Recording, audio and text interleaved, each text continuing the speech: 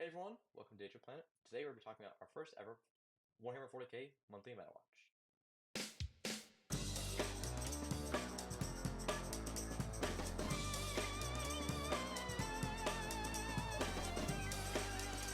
Hey everyone, welcome to the first ever Danger Planet monthly meta watch. My name's Isaac, and we're here to bring you 40k to the Danger Planet YouTube channel. I'm here today with my co-host. My name's Ian. We're both very heavily involved in the Warhammer 40k competitive scene, and we felt like it would be a good idea to help share some of that competitive knowledge with you and help get you into Warhammer if you're a new player, or if you're a current player, get some more ideas of the competitive scene. Two quick introductions from both of us here, just explain who we are and why we think we can share some knowledge with you. My name is Isaac. I am currently a top 200 player globally on the StatCheck ELO for Warhammer 40k. I've played for about 3 years now, on and off, in a very high competitive level. Got really involved in the Midwest scene, and now currently I play mostly in the Pacific Northwest.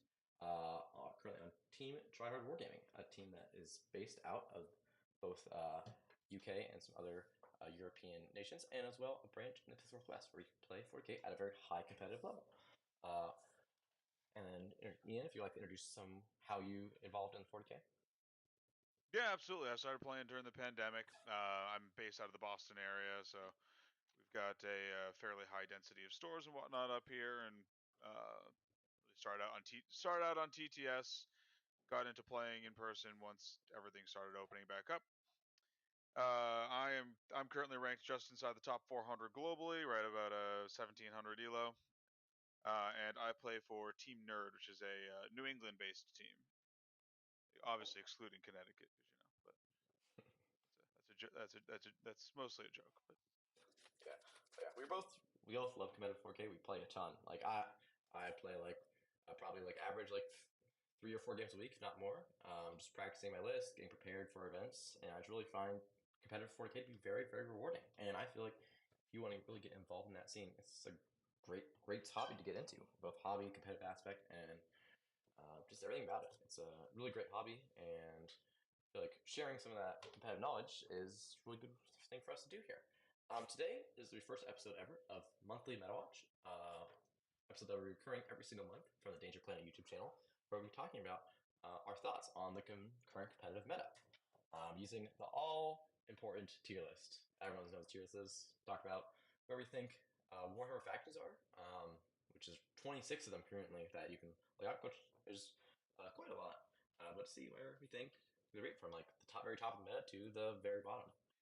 yeah, I mean the tier list is often much maligned and kind of memed on because everyone's got them, but it is a fairly concise way to present information I've found, and people like a good graphic that they can just refer to and take things out of context. So Yeah. good. Favorite pastime of 4K players, taking a picture of tier list, popping it on the Warhammer competitive Reddit, and then making fun of it. Which we can be part of Yeah, that now. exactly. But yeah, if everyone's ready, we can just hop right into it and start from the very top factions. So, Ian, if you want to get started with the first faction here today.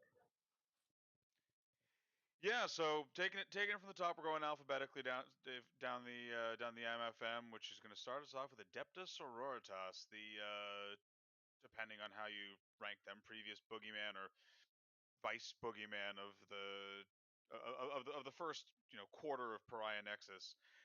They didn't get worse. I'm sorry, folks. I played Sororitas pretty heavily through the first 3 months, and I got to tell, my build lost 185 points with that MFM that came out, and boy does it not matter. you just cut an immolator here and some dominions there, maybe lop Celestine out or lop the Fire and Fury brick out, just put 3 exorcists in, and that engine keeps on ticking. Yeah. Personally, I think Sororitas are still S tier. Where you put them in S tier, I think is up for debate whether they're behind some of the other. I personally, I think there's 3 or 4 S tier factions right now, and where they fall is kind of personal preference. But this is still a very strong competitive faction that is realistically going to need rules changes, not points changes, to stop being oppressive. Yeah. Just talking about Sisters General, they currently have a very high win rate. They're 53%. Or after since even that got nerfed, which is still very high for 40k. 53% is you're approaching. You're trying to get close to that problematic territory there. They have the most event wins out of any faction so far in Pride Nexus with 18 like GT level events that they won, which is very very good for most when most factions average like 3 to 4.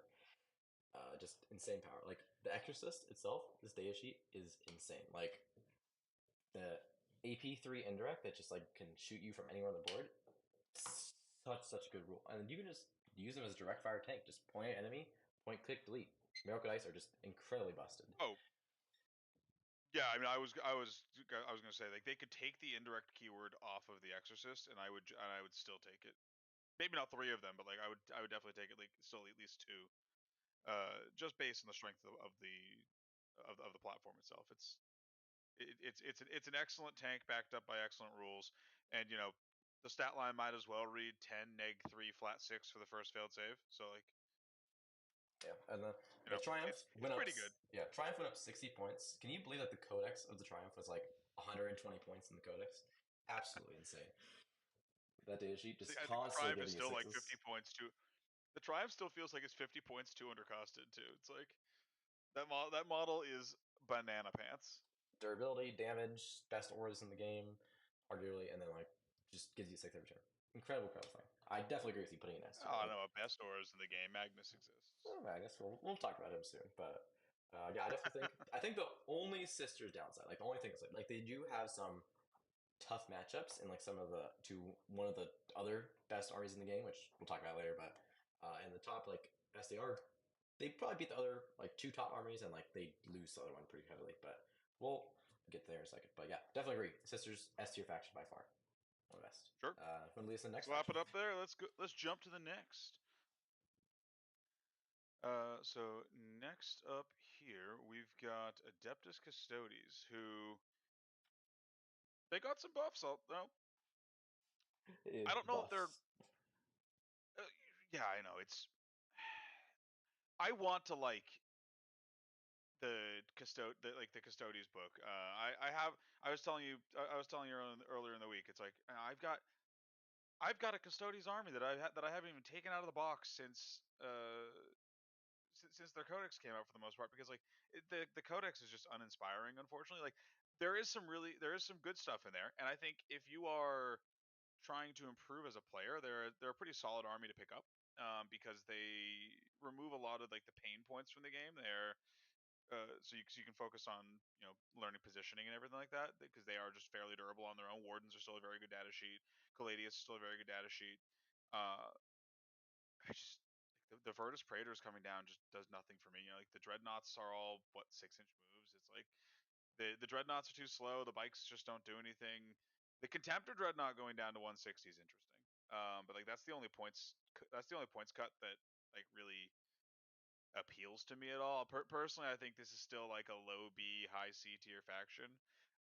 Like really good to go like 3 and 2 at like a small GT with, or like maybe maybe 4 and 2, or 4 and 3 at a larger event. But they're not something I expect to see competing for the top of super majors or even majors anytime soon. I think this book still needs some rules help at the end of the day. Or I guess points could get it there, but it'd be dumb to have that many custodians on the table. I mean, do you generally agree with that, or? Yeah, I think Custodian's Codex is like the biggest crime of any codex. Just being boring. Like it is like every part of it is like a downgrade from the index and just doesn't feel as good to play.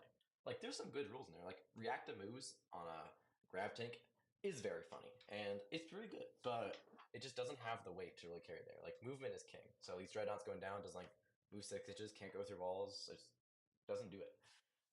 They unironically hit very hard, but Yeah, like they do. And then, but I think almost one of the big problems of the book is just the somewhat of the stat check. Like, you can't change it too much because, like, custodians are at a point, like, if you put them down too much, they will get busted. Like, wardens, like, if they go down too much, like, they are problematic. As we saw, like, early 10th, our early 10th index custodians, it was a problem. Like, wardens were too cheap, yeah. too durable. But I almost overcorrected too much, just like saying wardens are so good that the rest of the codex needs to be bad. So I'm almost wondering if wardens getting a little bit worse, but the rest of the codex getting better might be a better place for custodians. But I think I agree. I think I don't really see them any higher than B, but probably a C. If I to be honest. Yeah, I think they're like top of C if I'm being honest, where it's just like They do a lot of stuff good, but they're a very answerable army. So like the second you run to something that knows how to handle Custodes, or just like one of the many counters of Custodes in the meta right now, you're just gonna be sad. Yeah, for sure. Yeah, I think that's really wraps up for studies, putting them, dropping them right in C tier. But the next faction is not really an interesting faction. Looking at this, it's Admech. Funny, if you look at their win rate now, it is very interesting. They currently have a 39% win rate in Pride Nexus, which is very low. You would think, well, this faction sucks. But if you look at it, divide that out. There's one detachment that stands above the rest. It's Drukhari Hunter Cohort with a 57% win rate. This detachment is very good. Has all the strats you can want.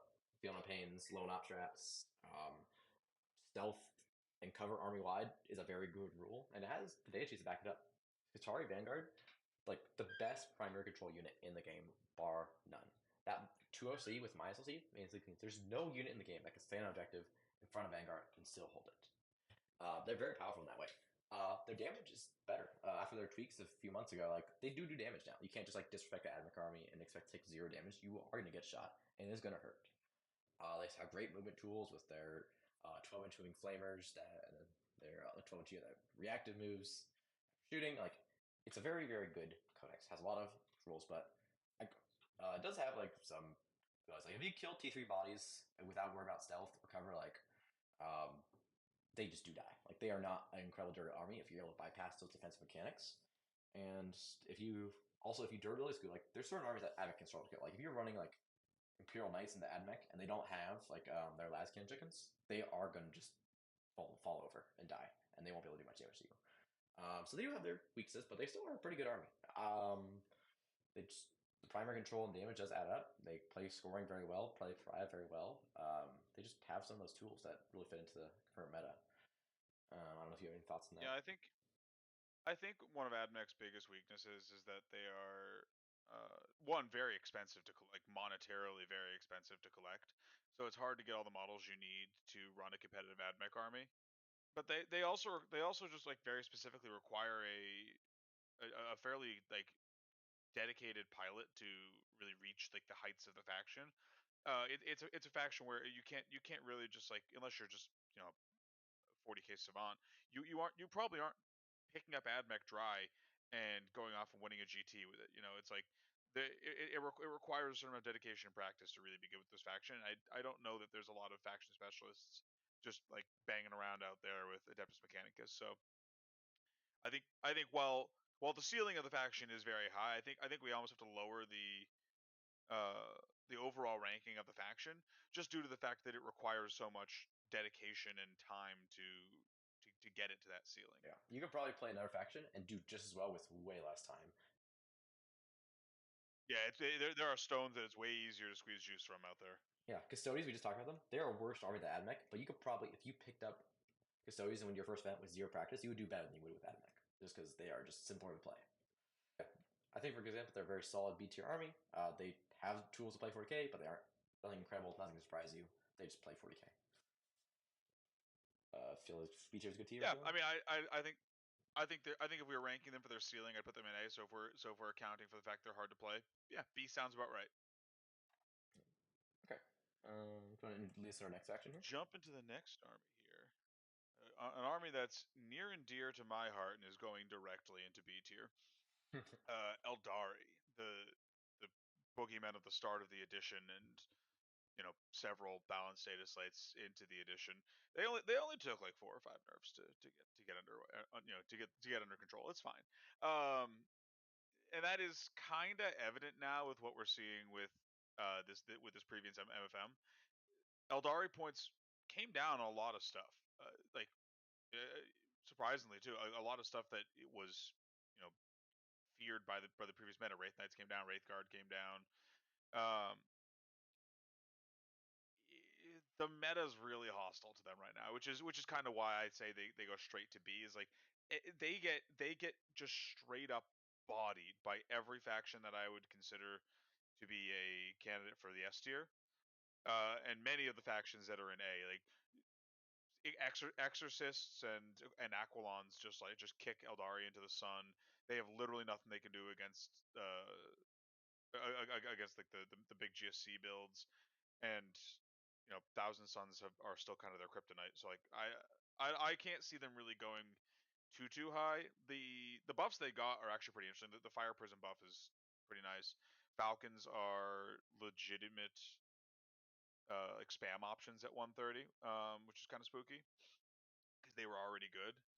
And if when December rolls around, GW takes care of the indirect issue and whacks the factions at the top so that they're a little bit less oppressive, I could see Aeldari jumping back up. But at the moment, it's just too easy to run into like a faction that you almost just cannot beat, short of like getting like hard dice scammed.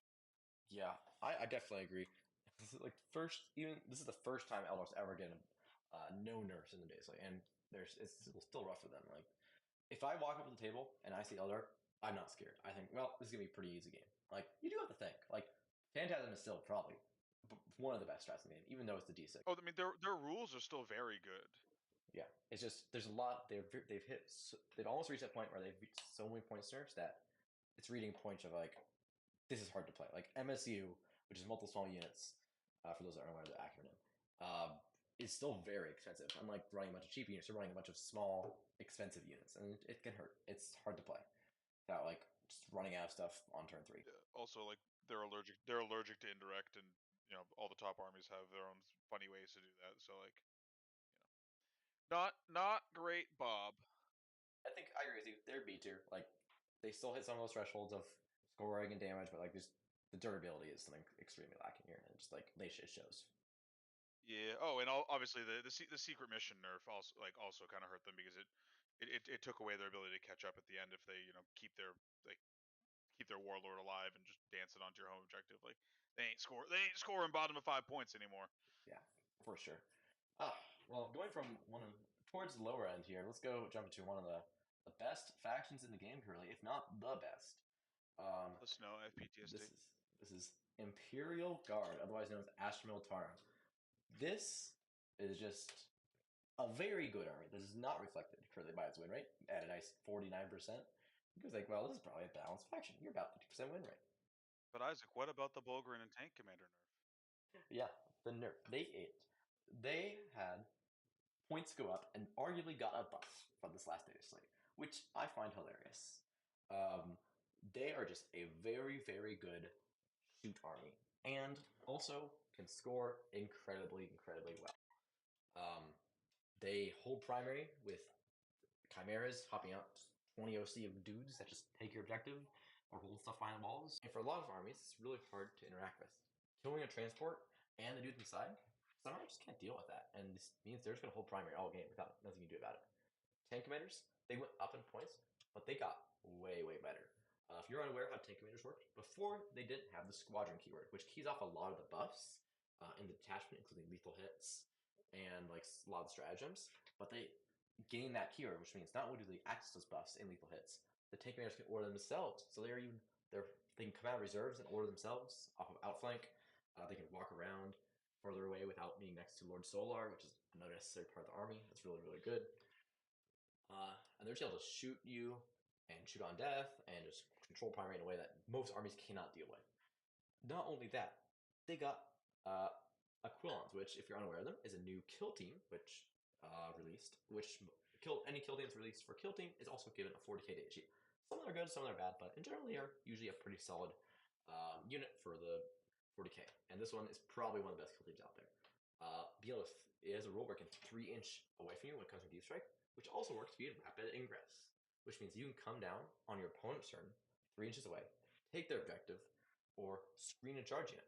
If you're playing an army that charges and doesn't shoot, like for example World Eaters, Guard just put that 3 inches in front of them, and they are no longer charging that tank out right in front of them. They are charging the Quillons, kill it, which then come back from the reinforcement strat and do it again next turn.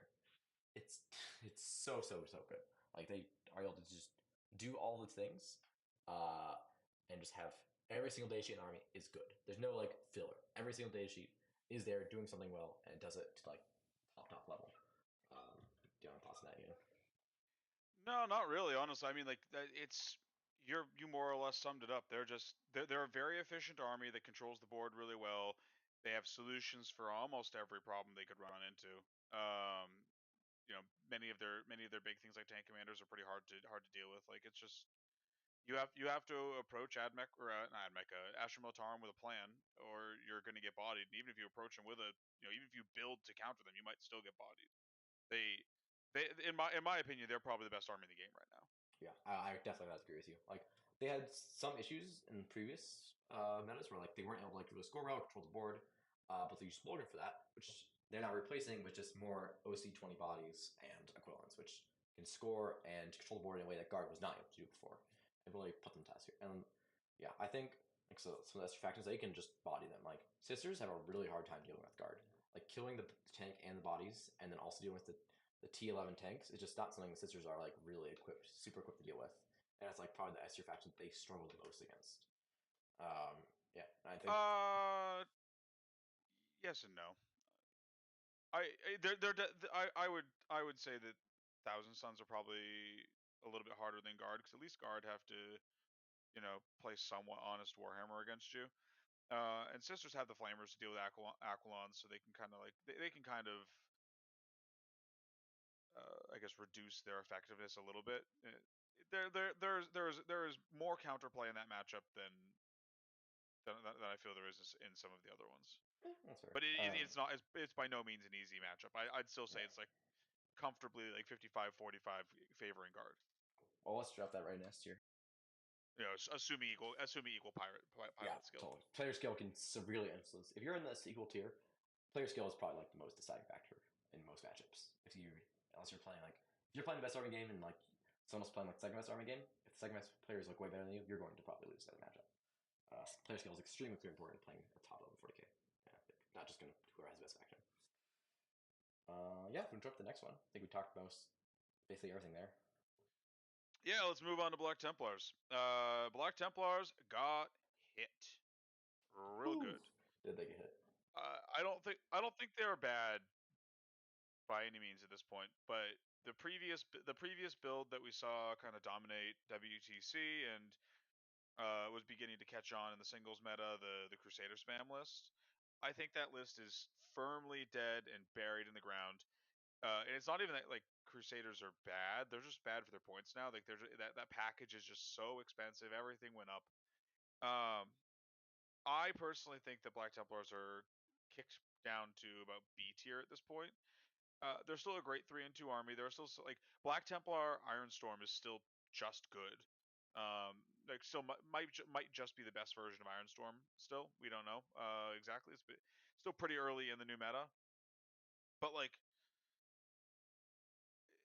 I think that this faction still has some juice. It wouldn't surprise me to see it still floating above 50%. You know, come December, I still expect to see it, you know, taking down GTs and whatnot. I do want to add the caveat, and we'll talk about this when we get to Space Marines, but or I guess and the other chapters of Space Marines, but there are definitely both non-compliant and compliant builds that are better than Black Templars now. I think they are now just a competitive option, not the competitive option. Yeah, I would definitely agree on the points on that there. Black Templar still has some very solid data sheets, like Sword Brethren, very good. Like they still hit just as hard as they did before. Um, they just kind of like that backbone of the Crusaders that really was holding that like that melee horde army together. But yeah, Ironstorm multi-note to Black Templars, still a very good army. Probably like first or second best Ironstorm army. And yeah, they're still like a good army. They have good data sheets. It's just you're probably looking away from that in that Codex, that Index Black Templar attachment, and looking more to like Gladius and Ironstorm to really get the juice out of like those meta. I think I feel very comfortable playing these guys in B tier. Like they still have some stuff in there, but like these aren't where they were before. Yeah, below Admech, above Aeldari is where I would slot them in. But yeah, jumping to the next one.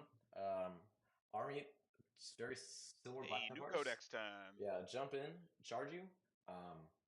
Blood Angels. Blood Angels were close to my heart. Did really well with them at Tacoma. They're a really fun army just to run up, punch you, shoot you. But they're quite different than they were in the Index. The Index was just you bring Death Company, you bring Van Vets, and you just charge and table them. And it doesn't really do that anymore. Death Company are much worse than they were in the Index. With the war year restrictions, we all knew were coming. But they do have some new tools. Sanguinary Guard are very good now. If you put them with Dante, like they're a very expensive package, but they are like AP3 in a meta where AP3 is not very common in melee, and they just run around, charge you, and just kill a unit, and that's a good thing to do. They're relatively durable in melee. If it's on in melee, there, if you happen to have a damage 3 gun that is AP3 or higher, they are going to have a very very bad time. But yeah, the new tools of the index of the codex, having advance in charge, fallback in charge, just some solid rules to fit some solid data sheets. They can jump in, charge a little further than we did before. Maybe not quite as hard, but they still have like those tools that really solidified them as a solid combat army in the past. Just not quite to the same level they were before. They just make index units better than they were. Like Assault Squad with jump packs is the best in Blade Angels than any other index. Like if it's a melee unit that's mediocre, it is probably very good, if not great, in Blood Angels. Example, probably the first ever time that Reavers were actually good is in Blood Angels, where they can get like a bucket of attacks at precision, scout body that moves pretty fast. I mean, I don't know if they're good, but they're better. I don't know. I've seen Reavers show up in lists, and I'm not like disappointed in them. Like they have a Battleshock aura that does actually work with Dante's, so the -2 Battleshock and Certified Phase. But it is a power armor scout body that's about the same price that hits harder, and I think that is definitely something you can take with not be sad about. If you have any more thoughts about Blade Angels. They're fine. They're definitely worse, I think, than the index. Even though they got advanced in charge, they lost a lot of power in the Death Company bricks. I think that they're probably somewhere in B tier. It feels like we're putting a lot of armies there, but like they kind of feel like they lack either like critical mass of bodies or the ability to kill things. In my opinion, it feels like they're kind of easier to unpack than they were before, especially with the losing fight on death. Yeah, Find Death is a big deal. I still am very positive on them, and like they have some of the best characters in the game. Like Mephiston is insane, but like I think they can't put enough stuff on the table to really enforce their will into most armies in the game, and I can't like losing the fight on death really handicaps them in like a fight phase mirror match. If they're up against like orcs or world eaters or something, like it can get spooky. Yeah, I think a few Blade Angels are like right on the cusp of being good. Yeah, like Sanguinary Guard honestly still feel kind of expensive. So yeah, I think if Sanguinary Guard or like that's going to go down a little bit on points, I think Blade Angels being a top tier contender. But right now they're probably like towards the middle of the faction, just I would say B tier. Next faction, just covering this, is Demons. Demons have been really weird this edition.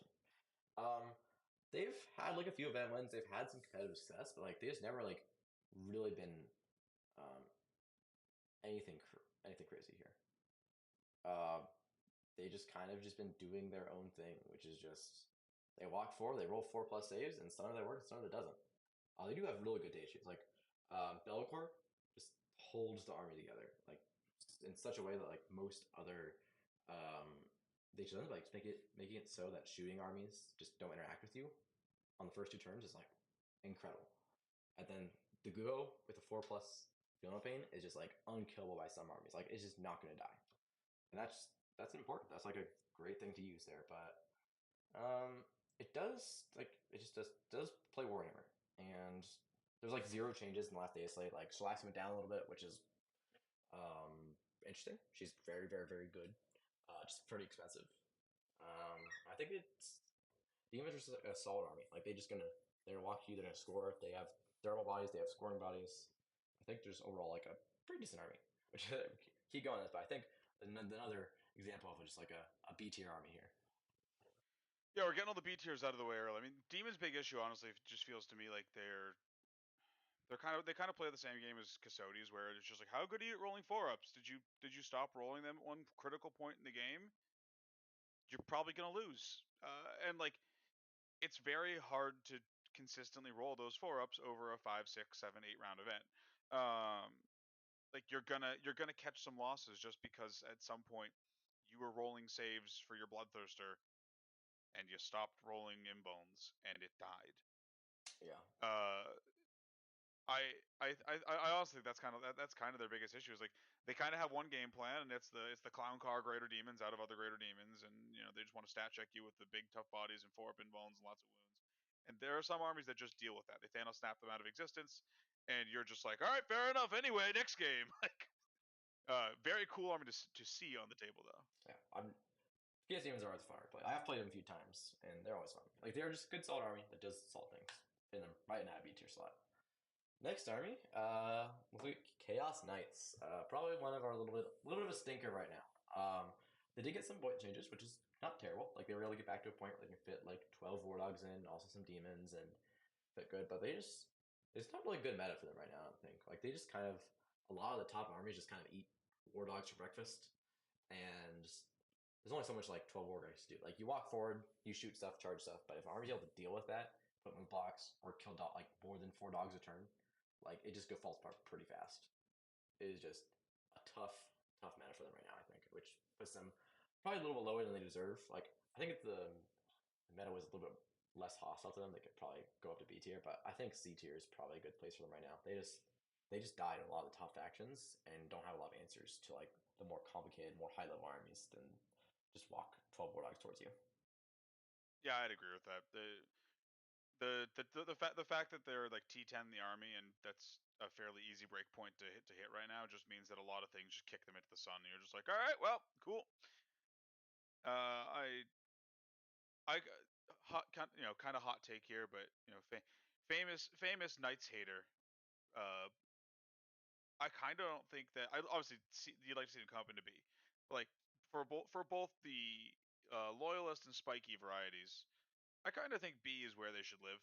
Because if they get when they get up any higher than that, it can start to feel really oppressive, and like they're so fast to hobby up and get on the table that like I don't know, they're not an army that I'm sad to see be hanging out in the middle of the tier list. We saw at the early source edition that Imperial Knights were extremely problematic with their rerolls and their tower egg.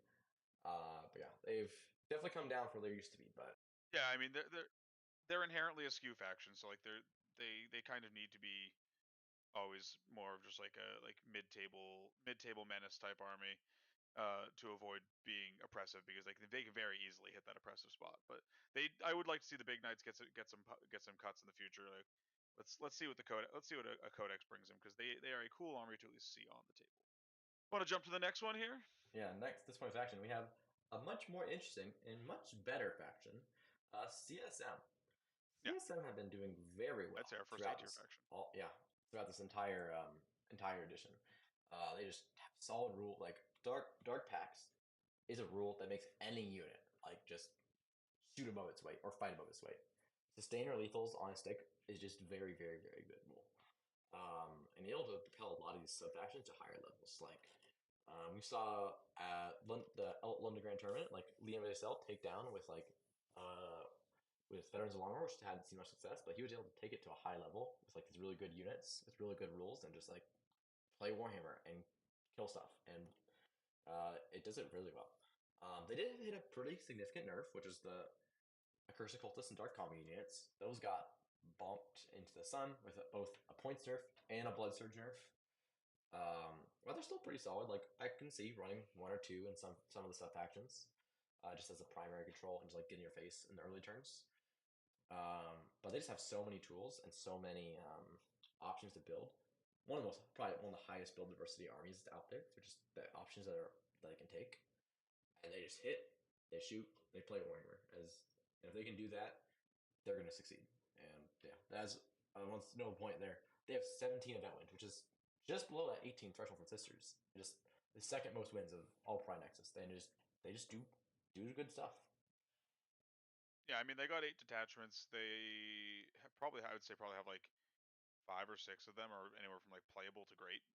Um, like the data sheets are all generally good. Like you said, being able to staple sustained hits onto anything just makes them inherently better. Their output is insane. Like the difference between the difference between a Chaos Vindicator and a Loyalist Vindicator is wild, especially because the Loyalist one isn't even bad. I think this army is hard A tier. I assume you agree. Yeah, I totally agree. Like they are not quite at that cusp of like broken. Like I don't know, maybe with the full curse breakers, maybe I could have seen them like towards that S tier slot. But with them, they got some nerfs, and while I think they're good, they're not quite at the level of some of those S tier factors we have currently. No. I think they can punch up, and then obviously they punch down very well. But like they are a very beatable army. You know, like just like anything else, like they do tend to run a little more on the elite sides. Like they have less models. You can unpack a CSM army, especially if you know how to play into them. It's not like they're, you know, unbeatable. Yeah, they don't do anything inherently unfair, which we find in a lot of the S tier armies here. Oh, I mean, dark packs are a little spicy when you mix in the icons, but yeah, they do sort of play a very straightforward Warhammer. Yeah, you never experienced Warhammer until you got overwatched by a forward trained rolling. Oh my god! Every time it happens, I take psychic damage just walking at the forge fiend. Like, surely this won't kill my town. Oh, it did. Okay, bye. Well, speaking of armies that erase tanks in Overwatch, although maybe not anymore. Uh, the Dark Angels. Looking at the MFM, you would think that the Dark Angels might not have taken too bad of it. You know, Deathwing Knights went up a little bit, Azrael went up a little bit, both very much deserved. And then they got a bunch of cuts. You know, the Vengeance went down, Samael went down, the Ravenwing Command Squad went down, the Lion went down. Uh, you know, broadly seems like it's pretty positive for them. It's funny that like the biggest nerf that Dark Angels took was to Codex Space Marines with that fire discipline brick getting hit on every single part of it. Oh boy, did that would go up a few points. Yeah. It got kicked real good. Um, that being said, I think there's still an A tier army. Like you still take 3x3 or 3x5 Deathwing Knights. You know, you're still taking the Inner Circle Companions brick. You're still taking Azrael. You're probably still taking the Fire Discipline brick. I think you just like cut a little bit of chaff and just like keep going. You know, business as usual. Like they're still good into the armies that they're good into. They're still bad into the armies they're bad into. If anything, you know, I guess that we'll see this as the meta plays out over the next couple months. If GSC get too popular, I think that we're going to see Dark Angels drop pretty precipitously. Because GSC don't even have to roll attacks against them; they can just walk onto the objectives, deny them points, and then respawn. Because like Dark Angel does not have OC as like one of the strengths of their army. So like if that army gets to a higher play rate, I could see Dark Angels beginning to really struggle. But as it is right now, there's not enough GSC players to really like take the top off Dark Angels. Yeah. Circuit just this is one of the factions that I've personally played. I played frequently during the last meta cycle, and they're solid war army. Like Deathwing Knights are just like a do you pass go here? Like some armies just don't pass go and just win because you have Deathwing Knights. You walk table and you won the game before even the opponent starts. Um, there are I think they're very very close to the point where you don't have enough scoring units. They're still probably they're right at that cusp. If they hit any more point nerfs, I think they're going to start dropping down significantly. And this is like I think one of the highlight problems I think with which we'll talk about a little bit more, but with Codex Space Marines. If you look at Dark Angels, the only like detachment that does well with Dark Angels is Gladius, which are probably one of the best detachments in the game, to be honest. But they just go on that and they use it so incredibly well. But all like the Codex Dark Angel stuff, it kind of sucks. Like none of it does well. Like Ray Wing, Green Wing, all that stuff, it just doesn't do the stuff. Because of that, I think if Dark Angels hit any more nerfs, they're also going to significantly nerf Codex Space Marines on the way out.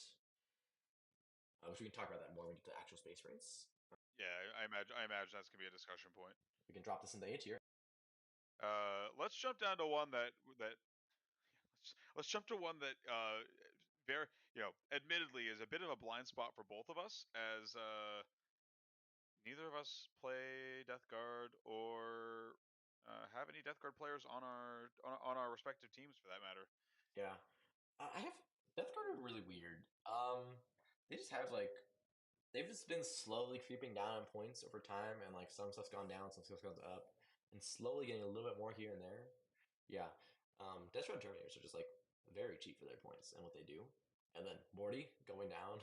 If you compare Morty to like some of the other Demon Primarchs, he is very, very cheap for like a pretty durable stat line. Like a 5-up Fatal Pain on that body is just like he can kind of stand there and just like do his thing, which is worth not nothing. I don't know if I still don't know if I love Morty at 300 if I'm being honest, but he's at least better there than like Morty just needs to get better rules and then be pointed up to the other Demon Primarchs because it's kind of ridiculous that he's like 150 points cheaper than Magnus.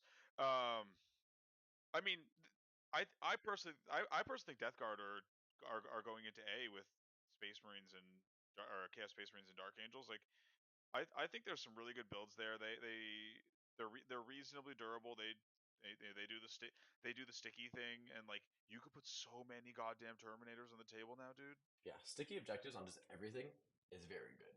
Like they have a good melee presence. You can build and be good in shooting as well. Like Plague Risk Crawlers, don't kind of ignore the name Injector. You just don't think about it. Don't think about Injector. Just use them as a direct fire tank.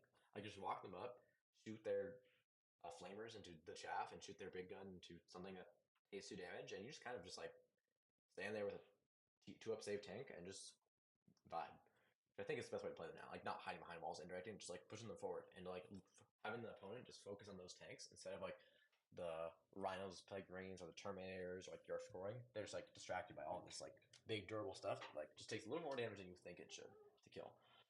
And I think that it puts them. I think I would agree. I think A tier is a pretty good spot for them. They just do solid stuff. They're durable. +1 AP on every single one of the weapons is so good. Well, and also for less than 1,000 points, you can put Mortarion and 18 Death Shroud Terminators on the table, and then still have an army around them. Like they can legitimately just kind of like durability check people at this point, and like what I think important to keep in mind as well too is that the Plague Spurt gauntlets on those Death Shrouds, they pick up a lot of the chaff from the top tier stuff. You know, GSC are all T3 for the most part. Sisters chaff's all T3. Guard chaff's all T3. Like the Death Shroud Terminators are a very, I think, interesting tool at sort of solving the T3 chaff spam that we find ourselves in right now.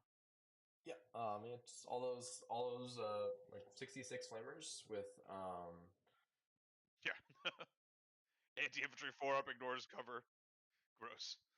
yeah, Gross. just a good army. Still on the Yeah, A tier. yeah. I think they play the Warhams good. Let's Yeah. go to an army that doesn't play the Warhams good. How about that? Have I ever seen an army that plays Warhammer worse? I don't know. This army. So this might be a little bit of a spicy take, but there's got to be a bottom, right? You know, someone has to be the worst army in the game. Is D tier for Drukhari? I don't know. I think D tier is for Drukhari.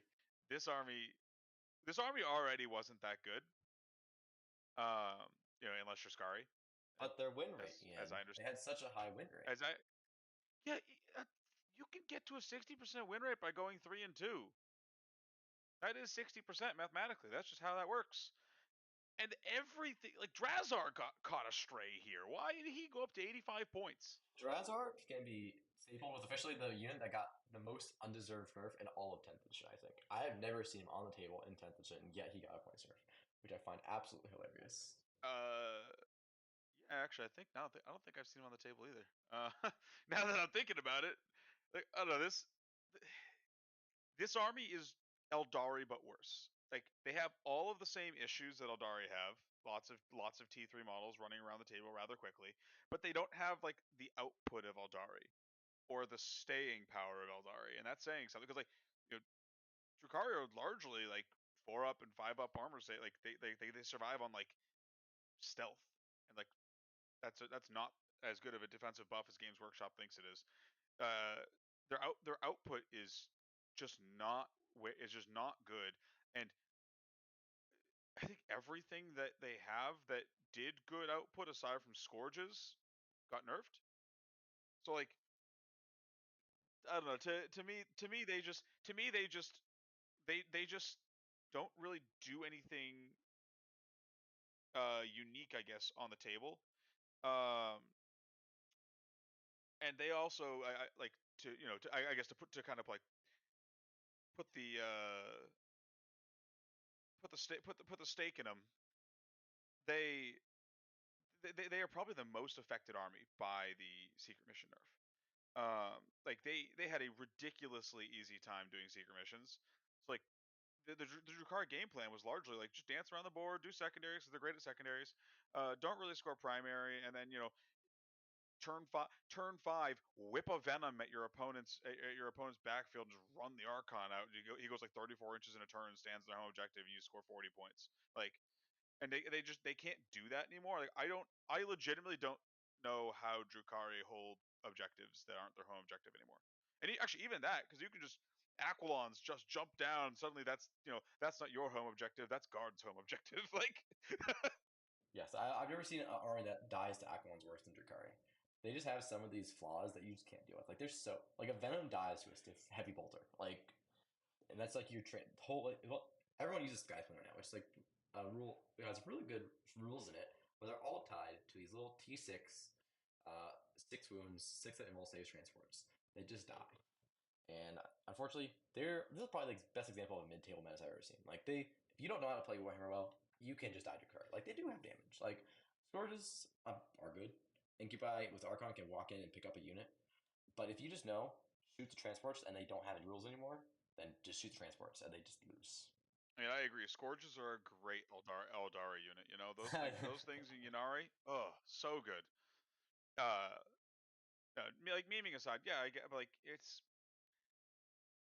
Listen. I love the army. They have a cool play style.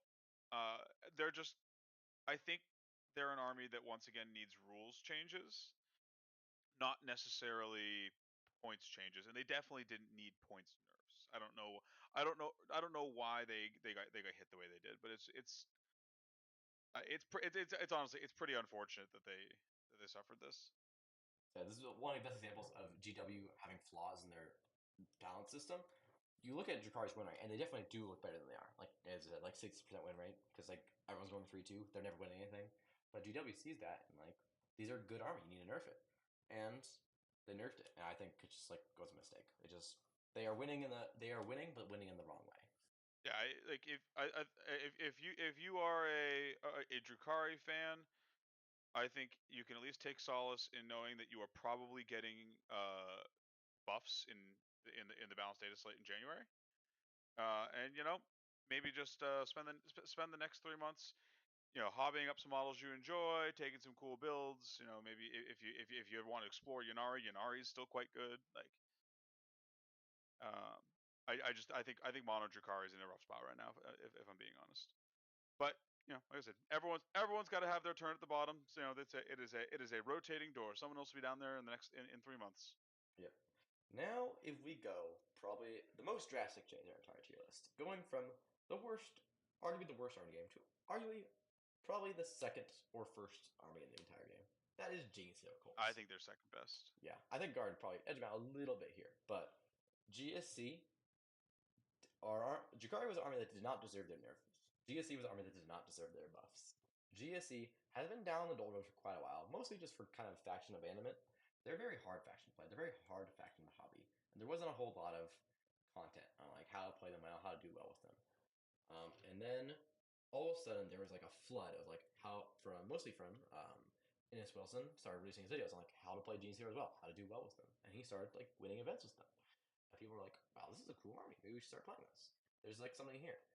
And then right as this was happening, they just got slapped with like some very, very, very good buffs and got even better than they were before. GSE just have all the tools. Like they have cheap scoring units. They have hard hitting melee. They have hard hitting shooting. They have indirect that's like able to proc buffs across the table. They have ways to charge from 5 inches out of deep strike, 3 inch deep strike from with their shooting units. They are able to bring units back, which is probably one of the most unfair, unbalanced mechanics in the entire game. Just being able to say, I roll 4 up and I get my 300-point unit back. Which, to be fair, you probably aren't running 300 points unit in Genestealer Cults because you're looking at running these small MSC units to maximize the chance of rolling back. But still, the possibility of just rolling a 4+ or 5+ and bring back 10 aberrants is just like insane. Like how much it swings the game. Also, while you won't bring back a 300-point unit, you will bring back 300 points of units. I think the last time I played against GSC, I ended up killing 3,100 points of GSC over the course of the game. Yeah, I've been playing GC for the last few weeks, and I'm just jumping into them. And probably have like 15, 20 games of them now, just like trying out practice. And honestly, even if they didn't have like Cult Ambush Recursion, like they would still be a very, very good army. And that Cult Ambush Recursion is just like pushing them up there. Like they just play Warhammer very, very well. Like Bioscientific Brood Surge is probably one of the best melee suites of strats and abilities in like the entire game. Coast Ascension is probably like one of the best like just shoot from deep strike armies in the entire game. And then Outlander is probably one of the best like primary control armies in the entire game. Like they just have so much build diversity and all these attachments and so many ways to like just use GSC units in unfair ways that I think that they're just like incredibly opposed to like just take down events. And the only thing that's holding them back right now is just like there's not as many GSC players as you think there were. They also suffer from a very similar issue to AdMech in that GSC, I believe, is the other most expensive army in the game to collect. Like you need a lot of models. Those boxes aren't cheap. They take forever to hobby up because they have all of the like fiddly bits that Tyranids have combined with all the fiddly bits that Imperium armies have, and it's like I think that's been one of the biggest limiting factors on them. Yeah.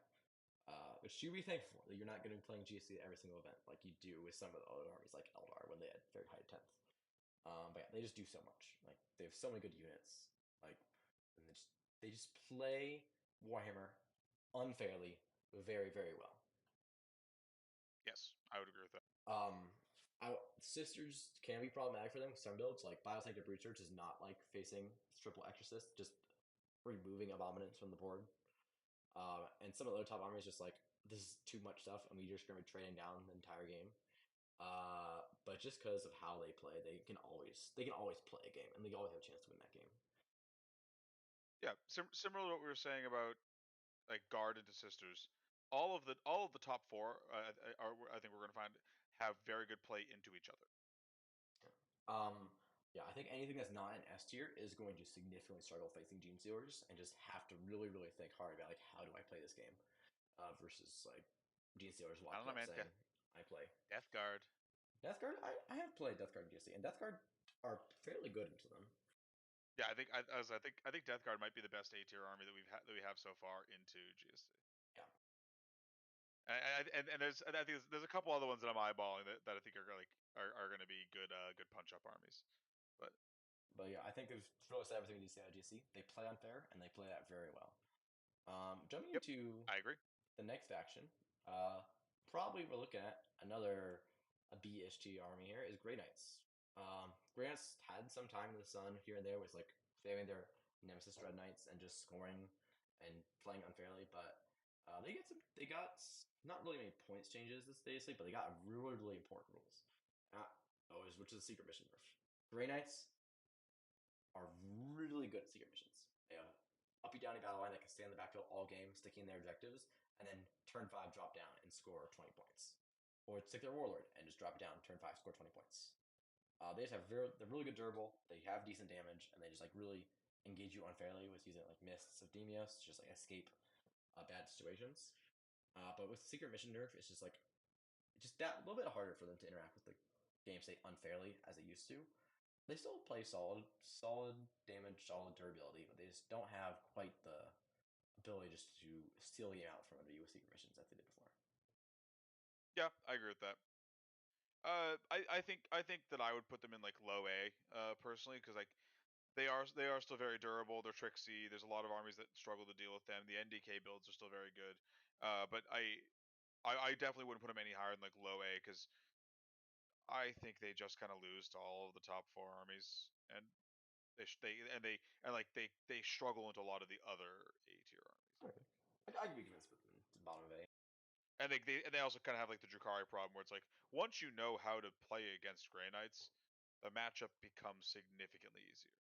Mr. Daemons is scary until they have to use it on their most important unit, and then everything else gets charged or shot. Yeah, once you're lining up like a charge of like 10 knobs onto two different units, you're like, which one do you want to die? Like, yeah, the game gets spooky quick. So what do you think? High B or low A? I think you can put them at bottom of A. I feel comfortable that they have some of the tools to play Warhammer, but they just aren't quite as good as they were before. But I would not be surprised if someone put them in B tier. They're kind of like at the very edge. Jumping to the new kids on the block, Imperial Agents. They kind of lack a lot of the things you need to play good Warhammer. Like they have toolbox. They do have good things. Like they're some of the best cheap battle line units in the game that just do cool things. But like anything above like T7 is just gonna be like an absolute pain for them to deal with. Yeah, like they're a toolbox army, but like it's just a bunch of Phillips head screwdrivers in their toolbox. They're like, oh no, we forgot to bring the correct tools. Like, I I think the biggest issue with Imperial, honestly, other than the fact that, like you said, they really lack like killing power. I think the biggest issue with Imperial Agents is that they are a army of T3 bodies, but they aren't an S tier army of T3 bodies. And the meta is currently prepping to have to just murder T3 bodies. So like, Yeah. So if you're prepped to kill guard, Genestealer, or sister, you're prepped to kill agents like without a second thought. yeah, you'll murder them by the dozens. Yeah. They do have good units like Voidsman. That's a good unit. Like the unit, like Yeah. Nor Cover, Rerolling Wounds, like just gonna get sustained hits. It's a good unit. Like it And does damage. they got the cheap subductors. Like, Yeah, Subductors being really cheap, which also Subductors can get Infiltrate from from enhancements and it's one of their best attachments. That you could do like police jail there, and it's not a terrible rule, but they just don't exceed in a lot of like other ways. They're the only faction that does not have an army rule that does anything. Every other faction game has an army rule, and most of them like how they get like their juice. Like the army rule is like a big part of how they play. But agents just don't have an army rule because their army rule is they get to go on other stuff, which is good for other stuff, but bad for them because they don't just have that like that sauce to work with that most armies rely on to do things. I think they're, I don't know, probably behind Chaos Knights. I don't think they're D tier because I think that they are good enough. They're good enough, and there's enough tools and there's enough tricks in the army that I think that they deserve to be in C tier. And honestly, this is a very subjective and kind of like, I don't want to say guessing, but like we're kind of trying to like just kind of prognosticate where they're going to go here because it's like they're still so new. They're still so new. There's almost no data on them. We could be entirely wrong. These guys could be great.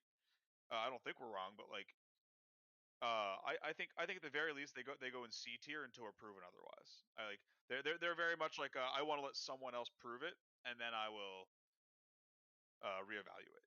Yeah, like they're kind of facing some similar problem in the GSC where like there's not like any content or any like background for them to be able to look at, like see like this is what does well. I mean they're a brand new faction. There's no faction mains for them. There's no one that have like tied their identity to Imperial Agents yet. Like, Yeah, for sure. I expect we're going to start seeing as they start getting more and more event results. We start seeing more players play them. There will probably be a meta that emerges around them, or at least like, internal meta, maybe not external forces, but like I think that we are in the wrong meta for them to truly shine at the moment. Yep, I agree with you. Next in the faction, that's a little bit. It's after my own hunger. I really love this faction. This is one of my favorites, even though it's not currently really Boo, good right towering, boo. now. I love me my Imperial Knights. They love my big salty robots. They're probably if I had to pick one faction that I had to play for the rest of my life, it would probably be Imperial Knights. They're just such a fun army for me to play. I just enjoy them so much on a personal level. But they are not very good. They did get like a bit of a nerf this round because Canis Rex went up because other factions abusing him, namely probably Sisters, taking him a lot in Hollow Martyrs, where they could stand a Canis in front and just say like, "Lol, you're not going to do damage to Canis Rex this turn." But That strategy is very funny. they did get like some points compensations, like the Errant went down. So if you're bringing Errant and Canis Rex, the point is points neutral. They both went up and down 15 points. And they do have some really good rules to their knights, like 6 up Feel and Pain, or could be 5 is really good. Canis Rex is just probably holding the army together by himself right now, just like for how good he is as a unit. But they just don't have like a good way to deal with some of his top threats. Like if they face looking at the S tier and A tier armies, I'll be like shocked they're able to perform well into most of these.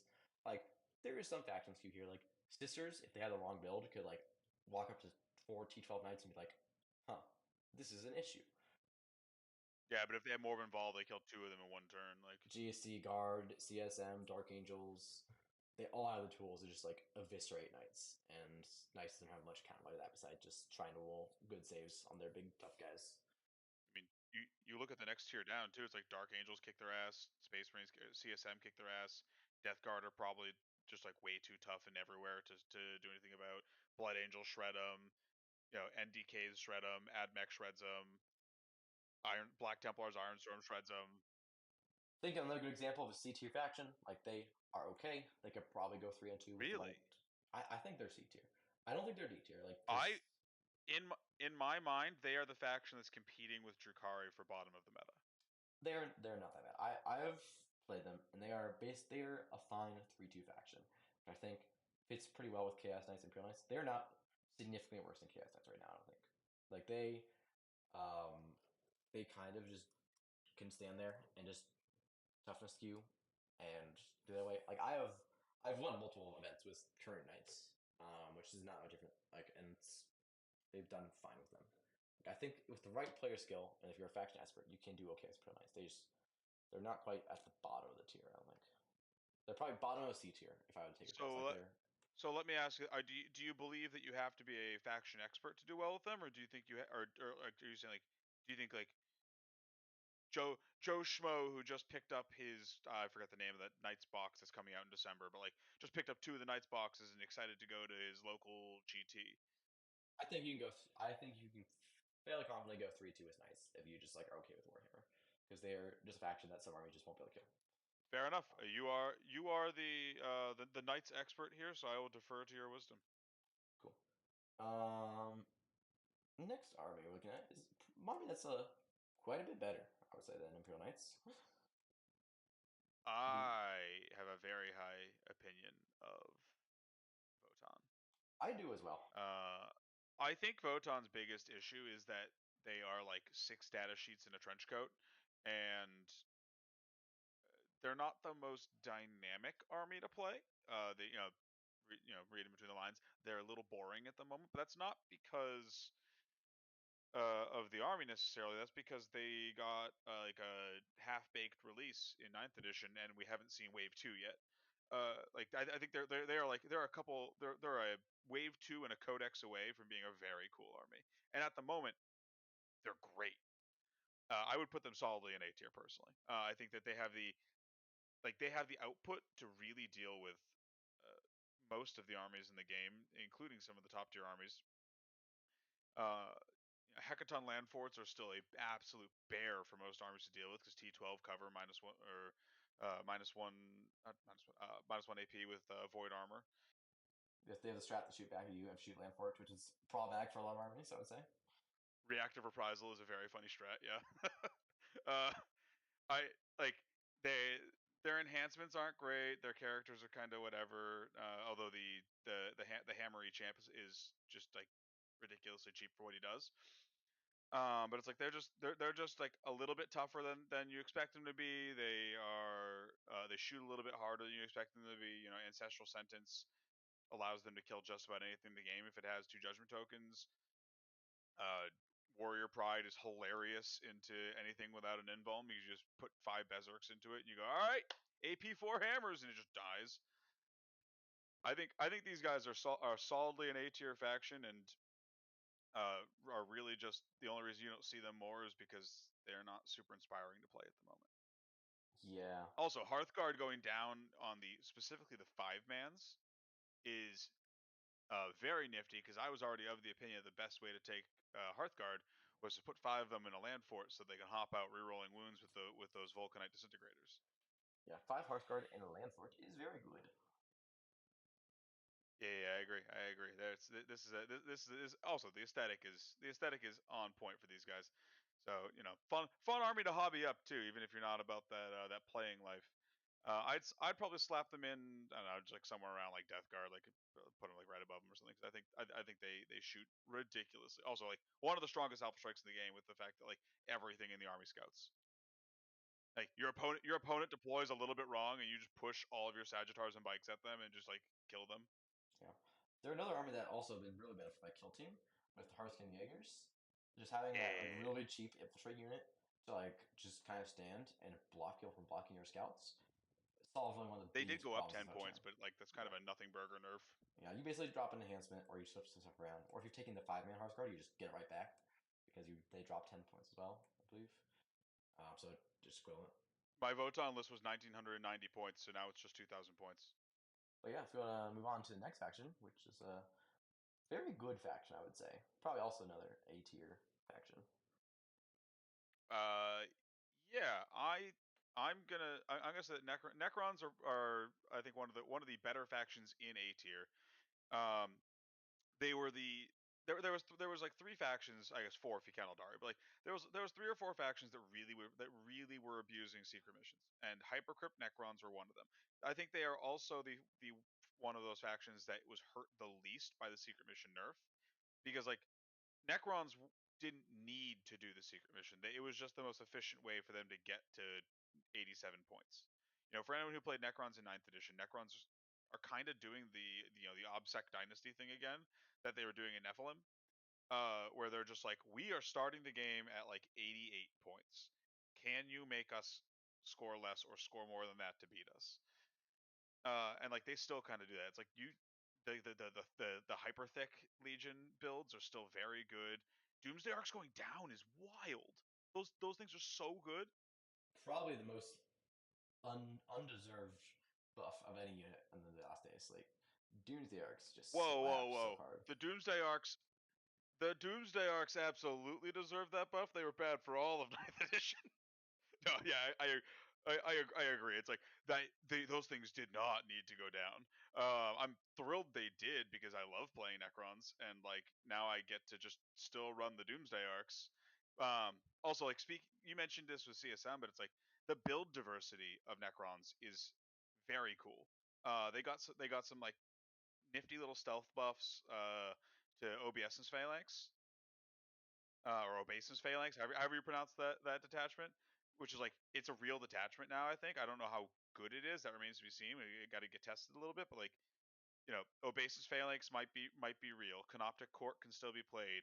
Awakened Dynasty is good. It's just kind of like straightforward and a little boring, but like Awakened Dynasty is good. Hypercrypt Legion is still insane. And also like they're like their faction wide access to like long range guns that teleport and have AP4 high strength. Um, Means that like Astra Militarum, like their tanks just explode. Uh, sisters tanks just melt.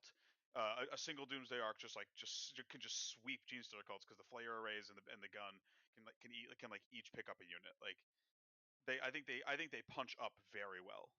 Oh yeah, totally. They're just very good at what they do. Yeah, I'm very happy to them here. Like between like all the good news they have, the Silent King as well, like just being just a guy that is very good for his points. Monolith still just being Yeah. good. Doomsday Arcs, like they just have all the tools you need to play good Warhammer. Also, not to mention, the Silent King with ignore mods, like he just unalives Dark Angels and like anything that relies on like Armor of Contempt or -1 damage to stay alive. I would slap them there and not think too hard about it. They're a fun army to play if you're looking at playing the Tomb Worlds. I think I think the next army is also. Oh, it is. Yep. Yep, it's one of your favorites. You've been known to play this one quite a lot. Yeah, orcs are easily my most played army. I love these big green idiots. It pains me to say that even with they got you could argue, and like obviously GSC got more buffs than them, but like you could argue orcs were the like just like quantity wise the most buffed army in the MFM. You can say that. The buffs weren't as impactful as the GSC buffs, but like uh, just about half their units got points cuts. I got like an extra 100 or so points back in most of my orc lists, which really makes them feel like they're hitting that critical mass of units. I think orcs are a solid B tier army now, whereas before they were like really struggling unless you were Brian Sipe, just like casually doing well with them when everyone else is like 31% win rate. I say, yeah, they just have like a lot of good tools, and like that War Boss change is really good for them. I mean, that should never have been a thing in the first place. But yes, the war boss being able to hear the wall inside the truck now is good for what is effectively transport the army. Um, Realistically, I think the only things that are like holding them in B at this point is one, the WA is still broken. Having a telegraph when you do it does not do this army any favors, and so many of the orc rules are tied to the WA because the Games Workshop just tripled down on this mechanic when they were writing this codex. That like when the WA doesn't work, which is kind of where it is right now. If your opponent knows how to play against orcs, you're like, oh, I'm gonna call the WA. Like if you're going second, they're like, sweet man, and they back up, and then all your rules are gone. You have to play Warhammer with like kind of bad units. But like they have the damage just kick people off the board. They legitimately have so many units now that sometimes armies can just like not have enough attacks to deal with them quickly. But like it's just like Aquilons just fuck them up. GSC are a nightmare if they get to be the one enforcing the tempo. Like orcs can play into GSC, but it's not their favorite thing to do. Sisters are a nightmare. Exorcists just like blow up kill rigs from across the board, make them explode in your lines. And K-Suns are still pretty sketchy. You shove everything at them and you go like, all right, let's see if I survive. And usually that answer is no. Yeah, Orcs are one of those armies that are just like actually still want to go first in Pariah, just because like so much of their game is tempoed by like them controlling it, and if they go second, they are not controlling the tempo anymore. For a lot of unless Yeah, at that point you're hoping your opponent makes mistakes. yeah, they do also as you. I don't know if you have to mention this yet. Is they're probably the army that is most happy about secret mission changes. Um, they are very very good at just saying you score like 0 primary on the first 3 turns. Not so good at the end, but now you can't score like 40 points on turn 5. They're able to do that and still hold you down primary a lot better than they were before. Yeah, I agree.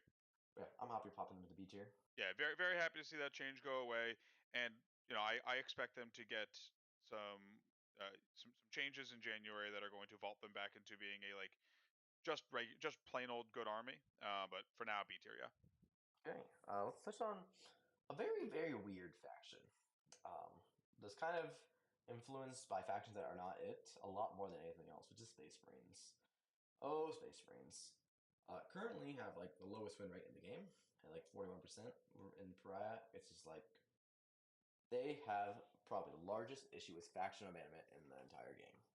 If you are a good competitive player, you do not play Space Marines. You play Dark Angels, or you play Blood Angels, or if you're playing Index like Ironstone, um, you play Black Templars. Like they just every non-codex employment um, chapter is just better than Space Marines. It just does it better than Space Marines. I would actually contest that with one specific example. Vanguard. I don't know if that's true anymore when you factor in Ultramarines, which are very technically base Space Marines. Yeah, I think that's the Ultramarines are probably the one exception. Like they still able to do some tools there, but in general, Space Marines are just like not equipped to do cool things without the cool units you get from other codexes and indexes. They just and then they also if a Dark Angels unit is using an index unit codex unit for Space Marines like and abusing it, it's gonna go up in points. Like Dark Angels Fire Discipline. Fire Discipline probably was not really a big problem with Codex Space Marines because Codex Space Marines like weren't really performing well. But because Dark Angels is abusing that, they went up like 60, 70 points because of Dark Angels, and Space Marines got hurt because of that. I don't know. It's tough for me to have like a hard and fast Space Marines aren't good opinion here because like I think that if you cut out all the things that make Space Marines good, then yes, they're not good. But like I legitimately don't know that I would put. I think if you just renamed Space Marines Codex Ultramarines, it kind of like reshapes everyone's opinion of it and like just makes I think they are a perfectly fine army. I would say the Ultramarine builds are probably in low A tier. Like between what Calgar brings to an army, Gilliman giving you like an extra 10 CP a game functionally with how his like free CP bullshit works, giving you double oath, like the Space Marine tanks still just being good tanks. Like there are probably some very good Gladius and Ironstorm builds you can make with Ultramarines. Yeah, that's fair. But I cannot in good conscience put Space Marines any higher than B tier. To be fair, like they just are not. Yeah, fine. We'll split the difference and put them in B tier. They're at least going above Black Templars because like when I think of like I think Black Templars are probably either Black Templars or Space Wolves are probably the worst of the Marine chapters now. But like like they just suffer from people wanting like people want like Shrike to be good or people want like Ultra or not Ultramarines like Imperial Fist to be good and it's like they if everyone just played the good stuff like every other army, I think you see Marines win rate go up to at least high 40s. I think we can go up to the last few facts here. I think most of them, save one, don't have like a whole lot we can say about them. Like they're just kind of what they say on the tin. Space Wolves got hit real hard by this last nerf. Went Yes, up sir. went up a lot of points. Their Blood Surge got nerfed.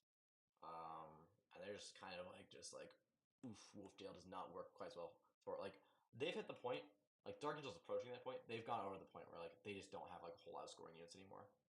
If you bring like all the wolves, like you just can't fit scoring units at that, or you're gonna be losing like a wolf script, or you're gonna be losing like Bjorn, and like you're losing scoring, or you're losing one of the big tools that made the army work. Yeah, also like Aquilons just stop Wolf Trail Oh yeah, cold, right? Like I cannot think of yeah, a worse army like that gets shut down melee besides the one that we like can talk about later. those giant bases don't go through walls. They do And like not. you put 10 wound idiots in front of those wolves, and they're just like, very well then. Yeah, they are probably the highest points unit that can just get shut down completely by Aquilons. Like there's doesn't exist anymore. Yeah, I would be pretty fair Yeah, to put. I think they get Wolves and absolutely bodied by them. I think they.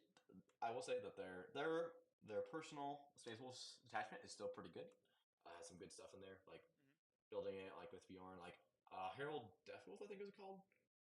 He's a very good data sheet if you haven't seen him before on the table. Like Yep. he's this fast wolf with 2 damage attacks that gives dev wounds to a squad, but you don't even need that because he just blanks the damage every turn, so he's just like a durable dude that just like skirmishes well. Bjorn's always, even though he went up points, is still a very busted data sheet. Just like a tan that gives a Vectora. But yeah, it does have. I think it is struggling currently in the current meta with what's out there. Like I don't think it does well into any of the S tier factions or most of the A tier factions. I think we can probably put Wolves in C pretty reliably as like the worst Marine chapter currently. Yeah, that's fine. I was gonna say they're probably worse than Demons, but I wasn't sure if they were like bottom of B or top of C. So like if you want to say C, that's I think I'm I'm kind of fine. fine with Fine that. putting top of C. Like they have stuff, but like they just don't. You can probably do what they do better in basically any other Marine detachment. Uh, yeah, yeah, I agree. All right, well, let's go from a Codex Stab to Codex Shoot. Tau sure does shoot gun good. Shoot gun good, fast. As people have said, fast gun good. Yes, that is something that I've heard before. I think Tau are like high B, low A. The the army does what it does well. Sisters do fast gun better than Tau, but like they're kind of the only one that does, in my opinion. And like we're seeing some very interesting Retcadre builds come out that are like are punching way up. Obviously, Cao Yun's is still quite good. Montca's still quite good. Locally, one of the guys on my team is a big Tau aficionado, and he's been running Recruit Hunting Pack, which is he's like been also doing quite well. He just came in, I think, second at a recent GT down in Connecticut. Um, like all of their detachments are playable, and I don't know they just like they're not the best army in the game, obviously, but like I think they can play into basically any army in the game. Yeah, I think I'm very happy with A tier. Like they have good rules with good units. Like Riptide's still very good. If you haven't played a Go skill before, like that is such an unfair unit for some armies. Just 2 blanks with stealth and infiltrate. Woo, is that annoying for some armies to deal with? They have And good. loan up. Yeah, Vespid. They've fixed them so they work correctly now, and like there's a good scoring unit. Also, like not a necessarily a competitive talking point, but like those new Vespid models are so cool. Oh yeah, Tau has a very good Like aesthetic. those new Vespa models had me being like, maybe I'm secretly a longtime Tau player. Like, Yeah, I played Tau recently in a GT, and they did very good. Like they were a good army. Like it was a hard match, and I think Tau is well equipped in the current meta. yeah. All right, let's toss them in A and keep rolling. Then we got your favorite army coming up. Yeah, so 1,000 Suns. That's my right. That's one of my army I do enjoy. First GT win I got with 1,000 Suns, and they 1,000 Suns are just a very very good army. Rubik Flamers and Magnus and Doombolt just like rip through some armies like nothing else in the game. Like until you getting 9 more wounds from a Doombolt for the first time is just such a demoralizing experience. Like every time I've done it to like a player who's never played thousands before, I roll that 6 on Doombolt and I say like, "Oh, you're taking 9 mortal wounds." They're like, "What? 9 mortal wounds?" And like I think, "Yeah, I roll a 6. Sorry, guys." And they just like, it's so demoralizing playing Thousand Suns, and just if you are not able to deal with them and just like lose everything, and as Mag just stands there, just like grinning at you as he just like indirects you from behind a wall, and then just like then he charges and shoots your best units and kills both of them, and incredible. They did get a pretty noticeable nerf. Like my list currently went up like 120 points. Some lists I've seen like went up like 170, 200. Like they got point nerfs, which is definitely considerable. But they are still very very good. They are just a very good army that just puts out damage. Like David Forth, they are, if not more important, they are a very skill intensive army. I think their skill of the thousands was definitely a little bit overrated before. Like they are able to just like jam Mulith's Vortex Beast forward and just stand out objectives and like Doombolt you and just do damage. Like it's not that hard to throw Doombolt at something and throw Magnus at something. But I think now has gone even farther up on that high player skill list, because if you like lose a unit too early, you are going to have a very hard time in that game as your Cabal points go down, as your resources go down. It is going to be a tough game for you if you do not play this army correctly. Yeah, they're another one of these armies that really feels like like Thousand Suns needed rules changes, not more points increases. Yeah. They're another one of these armies that really feels like they have crossed a threshold in terms of like units on the board, and now like even more so than they did before, really struggle to maintain board presence if piloted incorrectly or if dice go against you. Yeah, going up points does not make Doombolt any worse than it was.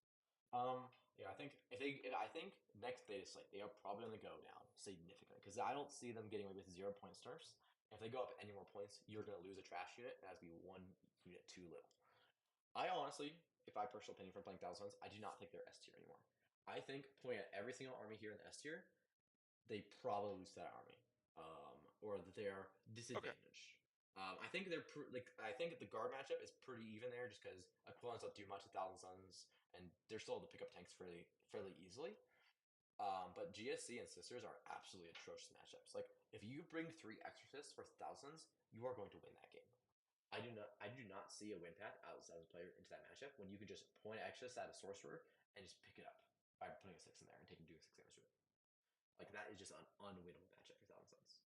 GSC, I think you are able to beat GSC thousands if you play really well, and GSC don't roll that many cold ambush. But if they roll a certain number of cold ambush units, you just are not able to trade efficiently in that game. So I think they are very bad into GSC and Sisters, and they're okay in the guard, but they just are not able to. They are not quite at that S tier level anymore. Like most armies, if you play them at a high level and Thousand player does not play them at a high level, you can probably beat them if you are smart and you play the game correctly. Sure. When I was referring to the armies that I thought were S tier earlier in the video, I was like, there's like 3 or 4. Thousand Suns were the 4 that where I'm like, I'm not actually sure if they are still considered S tier, if they're just like high A now. Because I agree, it does feel like they're starting to get to the point where it's like the other armies that they are supposed to be hanging out with in S tier are able to like just kind of body them. Yeah, I think they are probably the top of A tier. Like they are still, they could probably still beat the most armies in A tier, pretty like more often than not. And they could probably Sure. beat anything that's below A tier like very easily. But like they're at that point where S tier armies beat them. And if the S tier army beats you, like I think you can't really go into S tier that reliably if you don't have a game. No, I agree with that. I'm not going to fight you about A tier. I think that's good. Let's talk about some bugs. You Yeah. want to talk about the hive mind? Nids, I played Nids on and off a little bit. Like I haven't played them a ton, so like I'm not like necessarily a faction expert, but I've played them, and they're a good another army that's very very high build diversity. Like Crusher's good, Invasion Fleet's good, Synaptinix is pretty good. Vanguard's not quite as good as it was before, but it's still pretty good. The only attachment I say is bad um, is the Endless Swarm, and then the whatever the like the eating one is. I forget it's called so bad. Like no, I've never seen anyone play it. Um, but Assimilation swarm or Simulation something Storm, like yeah, that. that one. But the other like 3, 4 attachments are all really good. Like it has really good data sheets. Like if you haven't been shot by Excrin before, like Excrins do damage. Tyrannifexes just are stand there and just either flamer you with like a really good flamer, or just like bonk your tank is dead. Um, yeah, I think it's really good data sheets, really good rules, and just they're well equipped in meta. I would be pretty happy to put them in A tier. I think. I honestly was thinking potentially B for them, just because I forget the name of the strap, but that one the like point at a unit and just be like, oh, I decide that you now take a battle shock, and then everyone gets better at murdering that unit. Like that strat got fixed, so it now works the way it's supposed to. I think that's probably a bigger nerf than For Vanguard, yes, I would say, but Crusher isn't. Crusher and Invasion Fleet have not gotten any worse. I think they're still very solid. Yeah, sure. I don't know. I look at a bunch of the other armies in like A and S, and I'm like, these armies just kill just kill Tyranids. I would say that's fair. I could be convinced to put them in B. Like I think they're very playable. I think they're very good. Like they've won events before. And they're still Oh winning yeah, events. we're talking about like bottom of A versus top of B. I think like I don't think they're a bad army by any means. I just think that there's a lot of armies that are capable of like Thanos snapping their big bugs. And when you have like, because like every S tier army can do it, Thousand Suns can do it, Dark Angels can do it, Necrons can do it, Chaos Phasers can do it, Leagues of Votann can do it, Tau can do it. Like when you have almost the entirety of SNA being able to just be like, your big bugs are dead if I can see them, they're just like, Okay, but I'll be convinced for like top of B. I think that means like they have to go. Yeah, I think top of B is fair. This we have Now we have perfectly balanced yes. B and A tiers. How convenient. Our last army here. I'll give you a little spoiler alert here for the World Eaters. I love these boys, but they're not going to break up the perfectly balanced A and B tier. Yeah. uh, Man, Warriors are just so disappointing World, right now. I don't know why they got nerfed, because they already felt like they were kind of just like if you just picture all of the armies in the meta on like a bell curve, right?